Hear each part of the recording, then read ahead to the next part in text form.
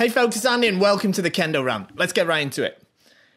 Okay, first one says, hello, enjoying the informative videos. I've recently returned to Kendall after many years. I'm a beginner again. I'm in Bulgar, but my last session, my technique was described as blocky and like a juggernaut.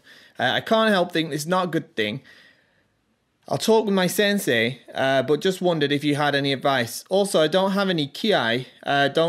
I do not remember ever shouting in my 40 years, and I'm quite soul. I think I'd leave Kendo if I had to do something that would make me feel very uncomfortable. I don't have ambition to grade, only improve my Kendall. Do you think it's okay? Sorry for the long message. Okay, great question. Okay, so quickly, in terms of being blocky and like a juggernaut, as it were, yeah, I mean, you just need to do your best to relax your shoulders and your back and your arms. It's really hard to do. It's what most people really struggle with in Kendo, actually, is relaxing, funnily enough. But that's definitely what you need to work on. About ki, if you mean shouting, then yes, I'm afraid it is necessary in Kendo. But if you're wearing the bulgur and everybody's doing it, it's nothing to be embarrassed about or to feel uncomfortable about. But without shouting, you won't be able to achieve the criteria of Yu Kote, so your strikes will be meaningless. So yeah, you do need to shout, but certainly do have a chat with your sensei and ask their advice as well. Okay, next one. Okay, this is a really great one. I don't normally do this sort of thing on here, but this is someone that wanted me to shout out their Instagram. And like I said, I wouldn't normally do that, so don't send me a load of requests to shout you out on social media, yeah, because I wouldn't normally do it. But I'm doing this one specifically, and there's a reason for it. And yeah, I'll put it up here somewhere. Okay, go and follow this Instagram. It's really cool. There's loads of cool Kendo sketches and stuff. There's some like non-Kendo stuff as well, but it's mainly like Kendo like sketches and drawings and stuff. It's really beautiful artwork. So go and check it out. Okay, most of us are used to the perseverance culture in Kendo, continuing through pain during practice, through fatigue, etc. However, this sometimes carries with it pressure to train through problems that might get worse. What are some pains that you would recommend we be more cautious with when training? I've ended up with blood blisters before when pushing through foot pain, but are there some others that we should treat as red flags? Thank you. So yeah, obviously, to get the best out of training, you have to really kind of skate that really fine line between what is kind of something that's painful or tiring to the extent of where you have to stop, where you really have to stop, or whether you could really actually push yourself through it. And it is a really fine line, because what you don't want to do is push yourself past the point where you actually end up with a real injury. You have to judge it yourself and what you're comfortable with. But you have to be honest with yourself, all right? So it is really case by case, because everybody is so individual and every situation is so individual.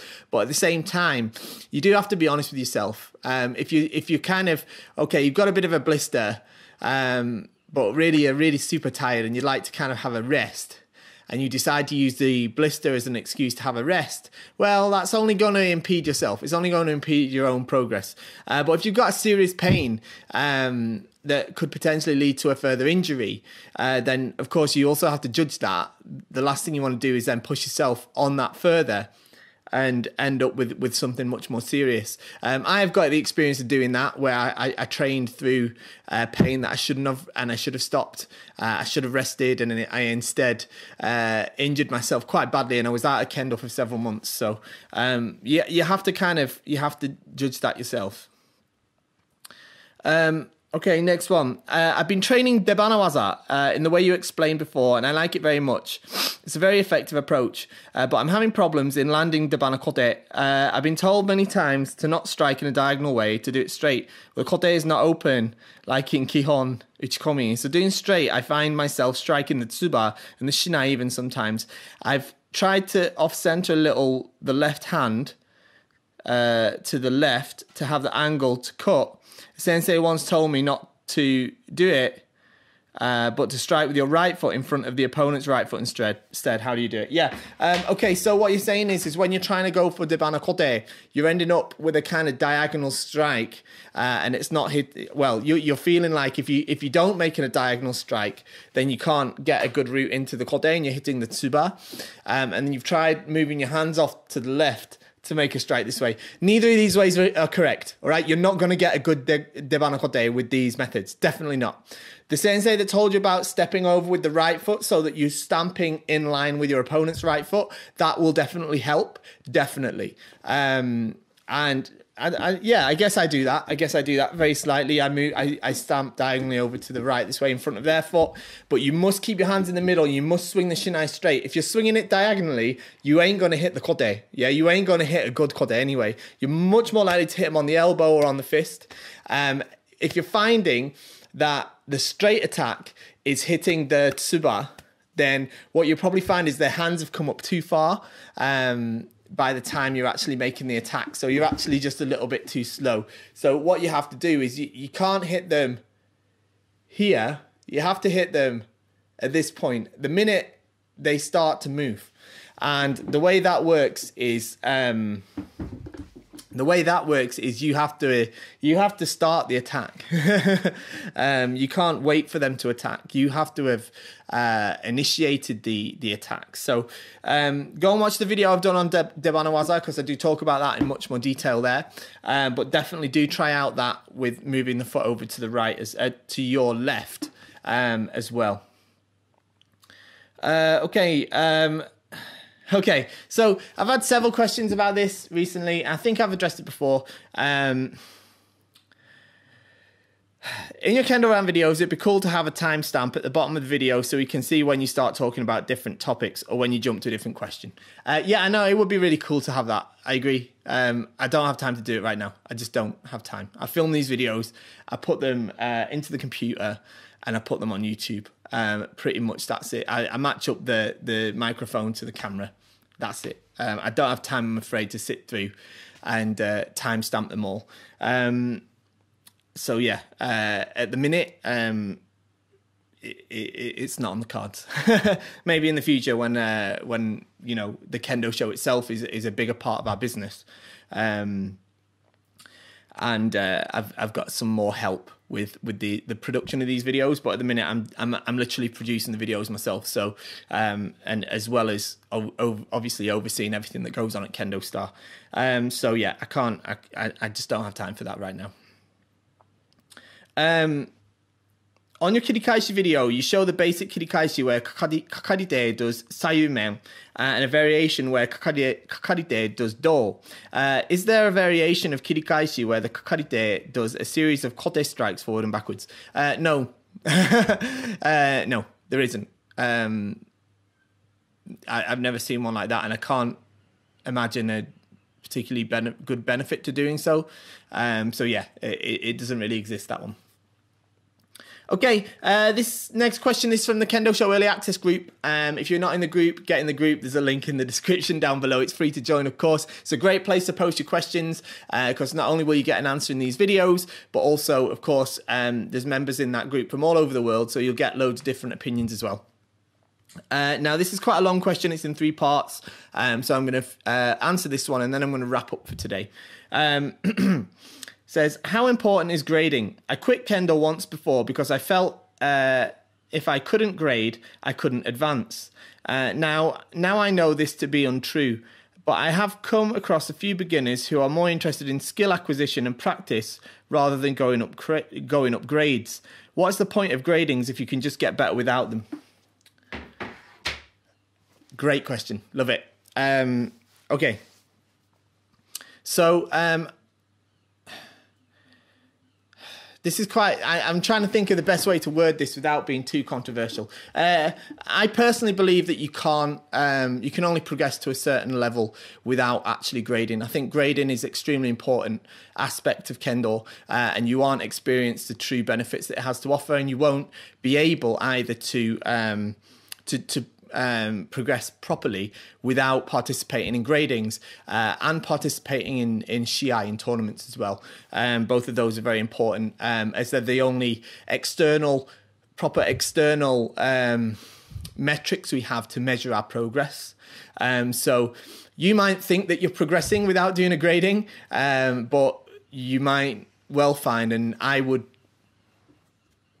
bet that you would probably find that you aren't actually progressing, at least not in the right direction. Kendo is obviously not about becoming accomplished at hitting somebody with the shinai before they can hit you. It's got a very strict criteria of what is considered yuko datotsu, the valid strike. And participating in grading exams as well as tournaments are the only real direct way that you can have kind of objective feedback, really. It's not objective's probably the wrong word, but you get feedback, accurate feedback in any case, to ensure that you're kind of on the right path. Without doing so, you might never grade and practice for 20 years. But would you still then be fighting or participating or practicing Kendo to the level of somebody else that was maybe 5th or 6th dan or 7th dan, or however far you could get in 20 years, I guess 6th dan? I don't think so. I've never seen it. And I've seen people that say they don't grade, they're not interested in grading and stuff like that. In my experience, that tends to be because they're not. They feel that they're not ready to challenge the grade themselves. I've seen a few people that have had maybe like 1st dan or 2nd dan or 3rd dan even for like 15, 20 years even. But they're still playing it around the 1st dan, 3rd dan level. There's certainly no one I've seen that's been 1st dan for like 20, 30 years or something and is for some reason playing on the same level as someone that's like, like 5th dan or 6th dan or something. You just don't see it. So yeah, grading is important. It is important in Kendo. And I do think that you would be hindering your progress. Essentially, the best you would be is kind of good for your grade, if that makes sense. As I say, I can't think of a single example, and I've seen many of people that say that they're not interested in grading and have held the grade that they have for several years without attempting another. And I've thought, oh well, actually they are playing on a higher level than the grade that they represent. I mean, there's a grey area. If I'm honest, there's a grey area around sort of 3rd dan to 5th dan. But still, I can't think of anybody that's like 3rd dan and like, because you can get 3rd dan in high school and then like never grade after that, and then like by the time they're in the 30s, I'm talking about in Japan here, then playing on a 5th dan level, not really. I've never seen that. They're generally sort of still playing it around 3rd, sort of lower end 4th dan level. So yeah, I don't think that you can properly progress, to be honest, without also challenging gradings. I do think it's important. And in reference to your point about saying you quit Kendo once because you felt if you couldn't grade, you couldn't advance. I'm really sorry to hear that. I'd encourage you not to quit Kendo for that purpose. The answer to that is to participate in gradings and benefit from Kendo to the fullest extent that you can. I'm still yet to find a good example of somebody that kind of has a really, really good reason for not grading while still hoping to participate. How can I word this? while still hoping to gain or progress in Kendo as far as they possibly can. Of course, there's people that casually just, they just want to do Kendo once a week for a couple of hours. They're not really bothered if they progress that far. They're not bothered if they become the best at Kendo as they possibly can be. So yeah, of course, those people, they don't necessarily care about grading, of course, and that's fine if that's the position you're in. But you can't have that mentality and then expect to kind of advanced above people that are putting in the sort of commitment or the mentality in which they want to achieve the most they possibly can from their practice of Kendo, if that makes sense. Okay, next. Number 2, the second part says, regarding Kakari Geiko, I was taught that Kakari Geiko is when the Kakarite makes their own openings, but watching the Fun with Kakari Geiko video on the early access group, it looks as though Kakarite is being fed up openings. Then they change to advanced Kakari Geiko, where the Shidachi, I think the Motodachi, is making cuts every now and again. And am I misinterpreting the way Kakari Geiko is to be practiced? Okay, so, all right, in its strictly speaking, yes, in Kakari Geiko, the Kakarite, the attacker, should be making their own opportunities to strike. The receiver, the Motodachi, shouldn't be kindly offering openings. However, especially in lower levels, it's probably better to allow them to strike. And there's a kind of grey area there where Uchikomi and Kakari Geiko kind of blur together. But essentially, yeah, I mean, it depends on the level of the Kakarite. Now, the video that you referenced, the Fun with Kakari Geiko video that's in the early access group, that's not a video I put up there. So I don't really know much about that video. So I'm not going to comment on that at all. However, like I say, yeah, as it becomes more advanced, as the practitioners become more advanced, then the Kakarite is supposed to not think about the kind of opening, how can I say, not so much look, kind of, they've got to make their own openings is what I'm trying to get out there. Yeah, just exactly as you say, they're supposed to just go in and attack and hit as much as they can in the short time that they've got. And in response to that, the Motodachi, again, this is an advanced level, is occasionally blocking the attacks or even making attacks of their own. So yeah, there's different grades of Kakari Geiko depending on the level of the practitioners, really. Okay, number 3, use of Harai Waza. In the part of the country, in the part of my country, we utilize Harai Waza.